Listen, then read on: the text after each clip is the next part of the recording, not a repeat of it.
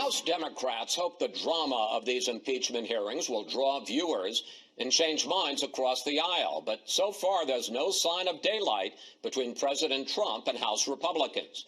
Joining us now, Congressman Jim Himes, the #2 Democrat on the House Intel Committee. Congressman, welcome back to Fox News Sunday. Good morning, Chris. Let's start with the testimony from the three witnesses that the Democrats have called so far in this hearing. Here is a back and forth between Congressman Jim Jordan, a Republican, and Ambassador Bill Taylor. You didn't listen on President Trump's call and President Zelensky's call? I did not. You've never talked with Chief of Staff Mulvaney? I never did. You never met the president? That's correct. You had 3 meetings again with Zelensky and it didn't come up. And 2 of those they had never heard about as far as I know. And there was no reason for it. President Zelensky never made an announcement. This is what I can't believe, and you're their star witness. Isn't it the case, Congressman, that none of the witnesses that you've had on the stand so far in public has any firsthand evidence of what President Trump said? That is the case, Chris, and of course that changes this week. The 3 witnesses that you saw in public this week, of course, were important because they could give context to what has occurred. And you summarized it in talking to my friend Mr. Scalise. It was characterized as crazy to withhold military aid, which did happen, despite what Mr. Scalise said. And of course, we heard from Ambassador Yovanovitch, who did have firsthand experience of waking up at 1 in the morning to be told that she had to get on the next plane because, as we learned, she was in the way of the president's intent to get the Ukrainians to investigate. But none of them ever had any direct opponent. contact with the president, which brings us to Gordon Sondland. Doesn't your case essentially depend on Sondland, who's the only witness that you're going to put up in these public hearings who met with the president? Yes, he did meet with him a number of times, but if he doesn't say that the president set this condition, this quid pro quo, doesn't that blow a hole in your case? Well, you know, I don't think it blows a hole in the case. And why do I say that? There is now ample evidence out there, you know, that there was a corrupt deal being cooked up. For example, the statement by the former National Security Advisor, John Bolton, that he didn't want any part of this, as he called it, drug deal that was being cooked up.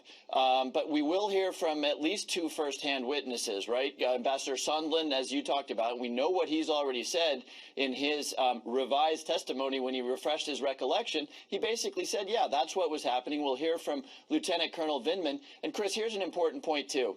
You know, the president, who frequently says, I'm the most transparent guy out there, is refusing to permit other people like his chief of staff, who presumably had conversations with him about this, to come testify. He is refusing to permit emails and phone calls and other documents that might actually shed some light on this to come forward. And the American people need to ask themselves a question, which is, given the outlines that have been developed and that will be developed by firsthand testimony next week, is refusing to allow others to testify and to produce documents, is that the behavior of an innocent person or somebody who's concerned about what those facts might look like? But as far as Vindman is concerned, he overheard the phone call, so did other people, but he didn't have any firsthand exposure to the president. First of all, how confident are you that Gordon Sondland is going to say in his half-dozen meetings with the president over the course of the summer, he set a clear condition, no aid until they investigated the Bidens? Are you sure he's going to say that? Well, no. I mean, again, I'm not going to try to prejudge what a witness might say on the stand. But look, you know, lots of crimes can be committed, and this is typical in corrupt enterprises, by the boss hinting and giving direction and everything. You know, corrupt people don't always say, hey, here's the signed contract. What has already developed from secondhand witnesses is that this aid was withheld as a condition. And you know, Steve Scalise may try to convince the American public that the president was just ticking the legal box, that there wasn't corruption.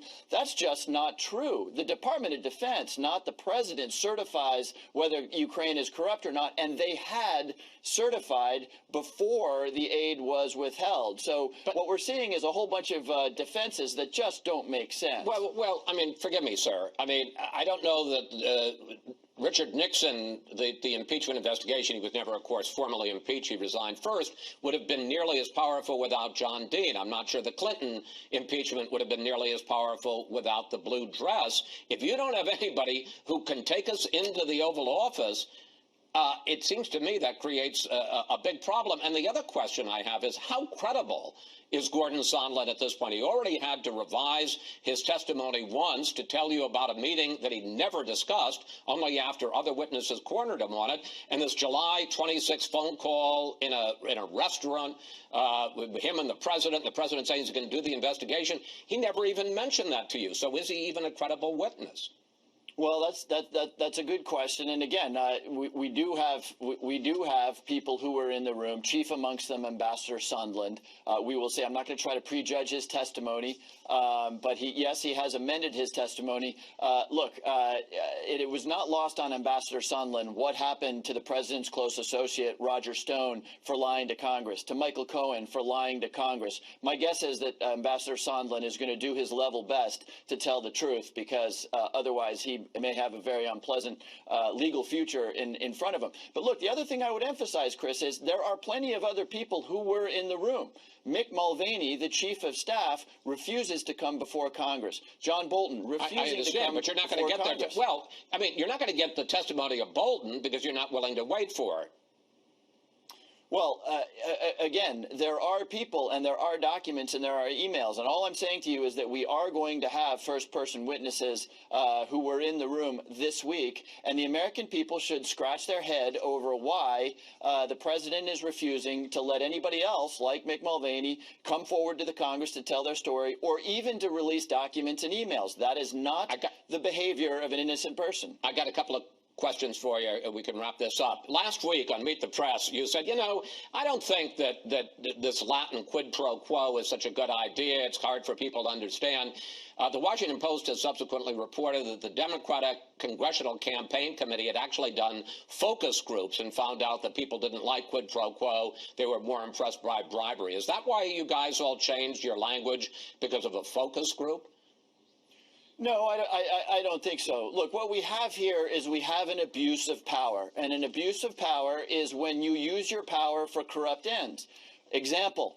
Yes, the president has the right to fire an ambassador, but the president does not have the right to fire an ambassador because she's standing in the way of a corrupt enterprise, okay? That's an abuse of power. What is challenging, of course, is explaining precisely whether this is bribery. That is, do I offer you something to do something corrupt, or is it extortion? Do I threaten you? If you don't do something corrupt, right? That's the distinction between bribery or extortion. In this case, it's possible that both occurred. The president said, I'm not going to give you a White House meeting, or I will give you aid if you do this. And let me be clear. I'm not saying the president said that. That is, of course, the purpose of these hearings that we have out. But allegedly, the president did something that looks both like bribery and extortion. This is not about focus groups. This is about making abuse of power understandable to the American people. And finally, I got 30 seconds. I want to ask you the same question I asked Steve Scalise. What do you think of the president's decision to clear those 3 members of the military who'd been accused or convicted of war crimes? Well, that's a great question, Chris. And you know what makes me saddest about this is that despite what Steve Scalise said, this is not a question of our soldiers being constrained by lawyers on the battlefield. Almost all of our soldiers on the battlefield, our sailors, our Marines, behaved in exemplary fashion, didn't break a law, did not shoot innocent people. A very small number of them did. And we are a good society because when our soldiers or military people do that sort of thing, we have a conscience. We seek justice, and that's what we have done. And of course, the president has reversed that. And that sends a terrible signal to those good people in the military, not to mention our enemies who now say, look, the United States is no different. They have no moral backbone. They don't hold themselves accountable. This is an ugly moment in our history. Congressman Himes, thank you. Thanks for joining us. And of course, we'll be watching you and all the other colleagues on the House Intelligence Committee in this week's round of hearings. Talk to you soon.